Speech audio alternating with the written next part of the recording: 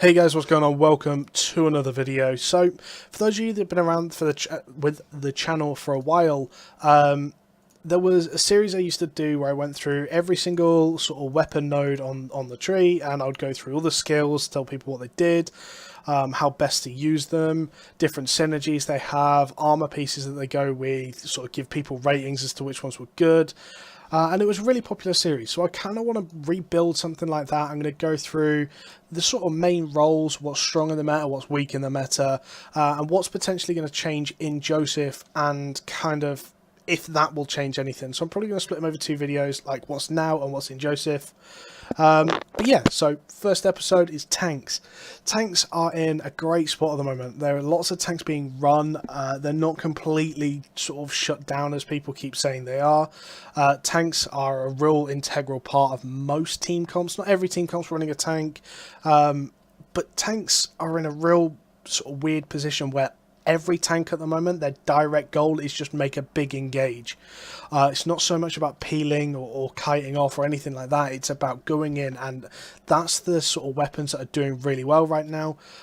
So first one we're going to look at is Ironclad. Ironclad at the moment is very much a go in, stun run, or even Q stun run. So you slow them a little bit, stun run, knock them back into your team while disrupting the enemy team. You sort of put distance between the two, and basically it's a pick weapon. The idea is that you're going to pick someone off and the rest of the team are going to be knocked a bit away. Your team jumps on that person that you've picked. Guarantee you're going to blow a defensive cooldown, something like that. The only thing I don't like about this weapon, a well-timed assassin boots will dodge roll straight through, and Hurricane will actually knock you towards your team, which isn't ideal, and it does have counterplay to it. However, if you get it right, it's a real strong weapon, actually. In terms of where this sits, like I said, I'm going to go through after and sort of rate these weapons. I think it's good. I think it requires a very smart type of team comp. You kind of have to be very, very good with target focus, with potential kiting as well. The amount of disruption this puts out, you can kind of kite around. Definitely synergizes with something like a nature healer because it's very high mobility. But yeah, pretty strong. Good at making picks, not really the best at sort of the AoE wombo combo type thing. It really is something that's going to be like your, maybe your bow, question mark, but sort of broadsword. Basically anything that's going to do just single target damage. Like Carrion Caller works really well because you can build Q stacks, Heavy Smash, and a Morgana Raven to follow up when he starts running back to his team. But yeah, it's something that you want single target burst damage because you want to just do as much damage to that one person as possible. Moving on then, we've got the Soul Scythe. Now, Soul Scythe is a weird one. Tornado, and this is something that's been talked about getting changed in Joseph. Like I said, I'll talk about that in the other video. The damage on it actually isn't too bad. It's a 25-meter tornado that knocks people into the air that has a crazy scale with CC duration. So using this at the right time, you're going to knock someone up in the air for ages, and if they don't get knocked up in the air, they are slowed for a good chunk of time. This weapon has the ability to just, if you can land this on tier 3 people in something like a Hellgate or a GVG, your team should be able to follow up and do a lot of damage. Obviously, typically you're going to throw this in a line. That means they're roughly going to be in a line. Something like Wildfire Staff, Curse Armor Pierce, all synergizes really well for that. Sweeping bolts from the heavy crossbow, because you're going to be firing in the same line as a tornado. It should hit the same amount of people, meaning you're able to just do a ridiculous amount of damage really easily. Not the easiest weapon to hit, and obviously it is a hell artifact, so it's pretty hard to sustain. You're probably still going to be running stun run as well, just for that sort of disruption. I have seen people run heavy cleave where you knock people up and then use the heavy cleave. Does a good amount of damage. Obviously you're typically going to be in plate with Soul Scythe. Does a good amount of damage even still in plate. However, I would probably still go with stun run. It's just more disruption. Get that onto a healer during a crucial moment. That's actually going to be a big play. But yeah, so Soul Scythe, Ironclad, kind of completely opposite weapons. Ironclad's built for one person. Soul Scythe, if it hits just one person, it's probably going to be pretty irrelevant. However, if you hit it on 3, 4, maybe even 5 people, it's going to work really well and you're going to do work with it. We're going to talk about like items, armor items later on that stuff synergizes with, so don't worry, we will get to that. Hammers. Now hammers, I don't know. There's probably two right now that I would say is viable. So Great Hammer is the first one. I'm actually going to go down because I want to see the other abilities. So you got that tackle. Tackle stuns them for a good amount of time. You compare this with something like the Hunter Shoes. It's on a shortish cooldown, 15 seconds. Isn't the longest. Typically tanks also run Omelette. 11 meter range. You're just going to stun people loads. And if you hit a good tackle, obviously, again, we're going to start seeing things like Morgana Ravens, sweeping bolts, armor pierce, anything that's going to be able to hit people in a line. You're going to be able to just hit everyone because they're all tackled together, and that's going to do big damage onto people. Obviously, and that's the whole point of Great Hammer. Great Hammer's probably my favourite tank at the moment. I would rate this as the #1 tanking weapon. You have a good tank that knows how to hit his tackles, knows when to go in with his tackles. They last for a good length of time onto clothies. Leather's kind of a bit iffy. Obviously, plate doesn't really last for very long at all. We're going to talk a bit more about sort of tanks in the meta as well a little bit later on. But yeah, so I would probably rate this as my favourite weapon at the moment. Has the slow on the Q, which actually is quite nice. You can sort of rotate through. You can slow definitely at least 2 people just permanently. 3 if you're very, very smart and you can sort of stay in range of people. Looking at the W abilities, you've got Knockout.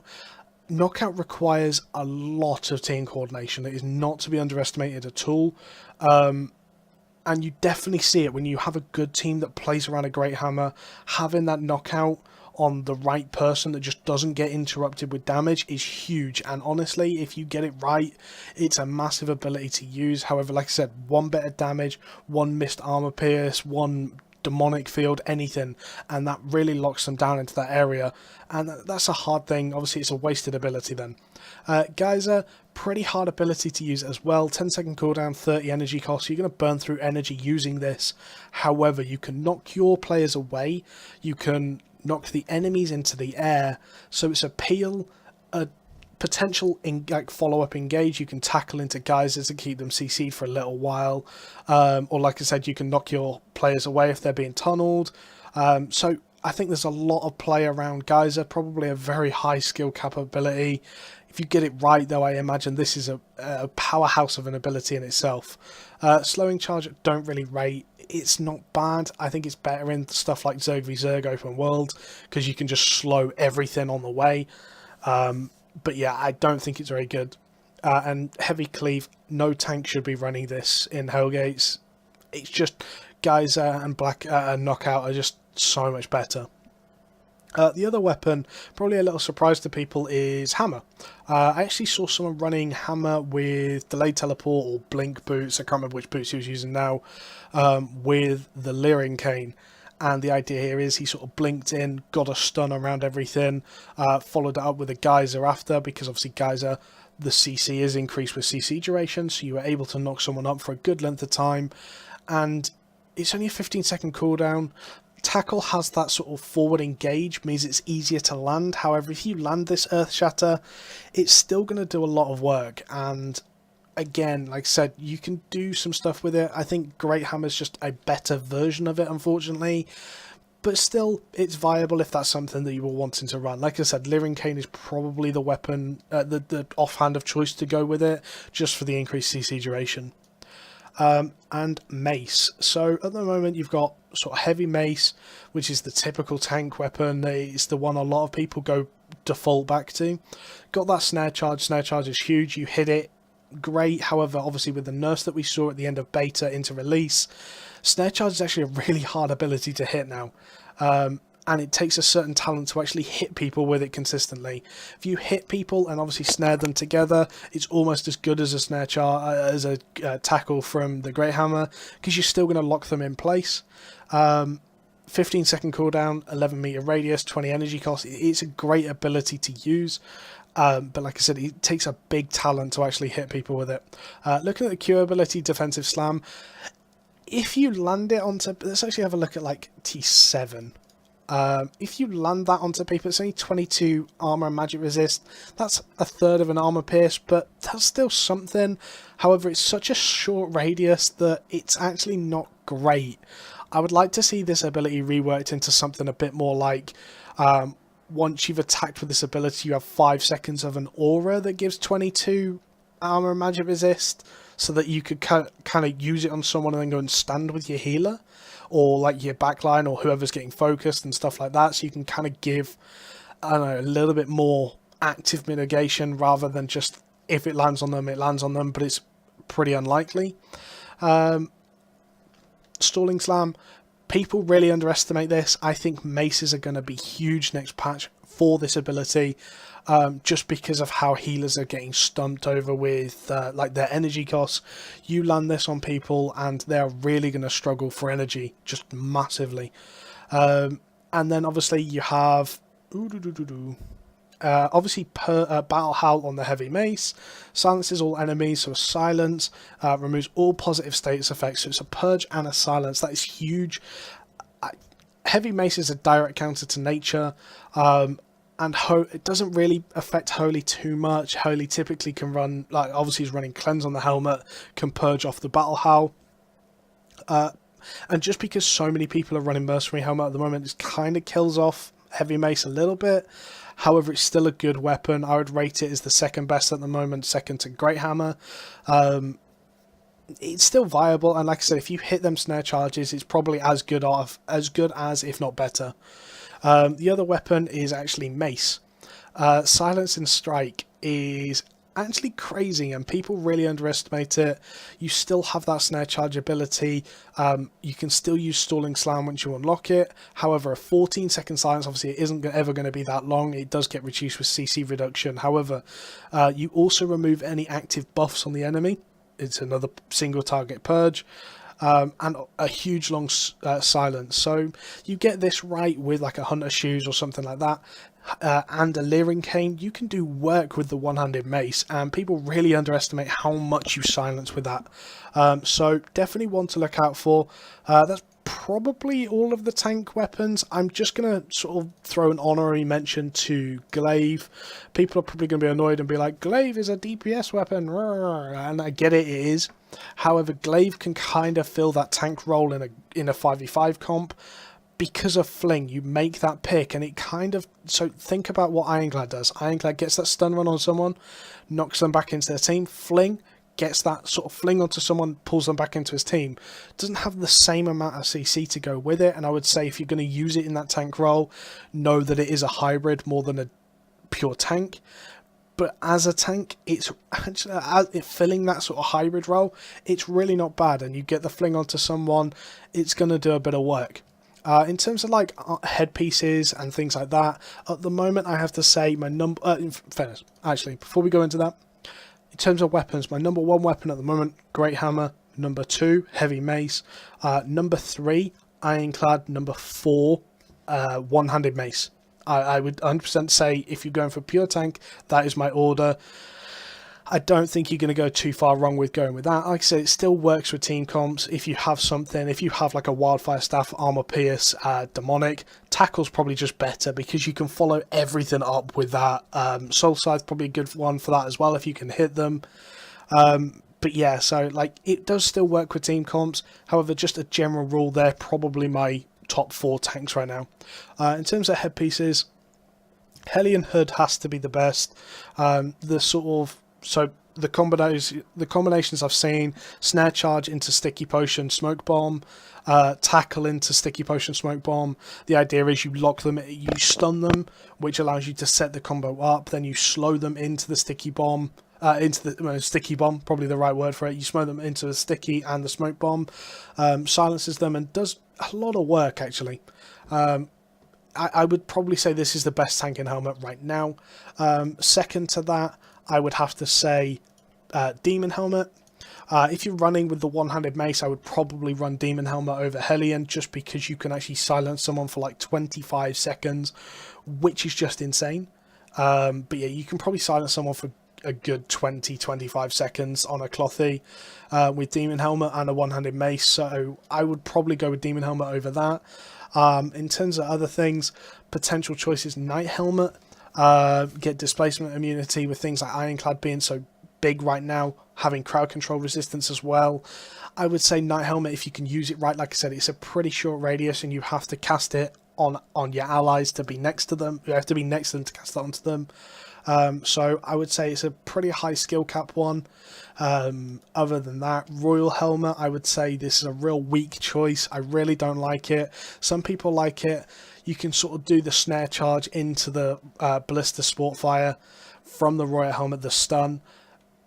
But a lot of people are going to like dodge roll out of it or just walk out of it at the end of the snare. It takes too long to land that I honestly just don't think it's a particularly viable choice. Just my opinion personally. The other option I've kind of been looking at and using is Stalker Hood. Actually, typically tanks are on the front line. You can fill the Mortal Agony role of reducing their resistances under 50% health with the tank. Again, it's not as viable as the other options, but it does give your tank a little bit more damage as well. It's actually surprising how much damage a tank can do if he sits on the target and just Q spams. And like I said, you get them below 50% health, you're going to do a little bit more damage as the tank, which is whatever, but you're also going to reduce their resistances, and you're typically frontline enough that you can do that. With how tanks are getting focused right now, the other option I would like to say is Guardian Armor. Typically, you're not too worried about your tank doing damage, you're not healing, but it is a 60% damage reduction, obviously damage taken reduction, which can help in those sticky situations where a tank's getting focused with like all the armor pierces and the poison pot coming out. So maybe this is an option if you're struggling a little bit with getting focused. In terms of chest pieces, only real two viable options in my opinion. Actually three. First one first, Night Armor. Wind Wall, gonna knock everyone back, zoning tool. Everyone knows how to use Wind Wall. It's a super strong ability, and yeah, it's just the sort of steady option for most tanks. Guardian Armor, Enfeeble Aura, 60% less damage and 15% move speed reduction in the 7 meter aura. It's actually a huge aura, only lasts for 5 seconds unfortunately, but for that 5 seconds you can shut down so much damage that if you get onto their backliners when they're popping any sort of offensive ability, you're just going to shut it down completely. Can work. Most people opt for the Wind Wall instead. I think they're both as good. You could genuinely run either. Another option that most people just ignore is Royal Armor. You can sort of give energy back to your team with how much energy is going to be an issue next patch. Maybe this is an option people can start to look at. You can drain other people's energy and give back to your own team, which kind of helps with the whole energy cost situation. You're going to be draining their team, which means they're going to struggle even more than they already are. And obviously your healer will love you muchly, giving him that extra mana. So maybe this is an option that starts coming out. Not really sure yet until we see it in action. Honorary mention is Soldier Armor. This is purely for Rosalia. Rosalia wants people to start using Soldier Armor, and I see why. Things like Soul Scythe. You get Soul Scythe with the crowd control duration bonus off Fury. You're going to do work and you're going to knock someone up for such a long length of time. And actually in a fight, it's really easy to get 10 stacks. The amount of just cleave random damage. Stalker Jacket's amazing for stacking this up. You just stand in it a couple of seconds and you've got 10 stacks. You then hit a Soul Scythe and it's going to last for just weeks. So you have to have the right playstyle with it. You have to sort of know what you're looking for with it. However, if you get it right, I imagine you can do work with Soldier Armor. Very underrated. I think other options for just pure tanks are probably better though. In terms of boots, you've got a couple of different options really. So one that I've seen people running is not that one, it's that one, Demon Boots. Increases armor by 80, crowd control resistance by 134, means you can sort of just go and stand on your allies when they're getting tunneled by melee. When they're getting crowd controlled, you can sort of stand on them, reduce that with Inspiring Charge.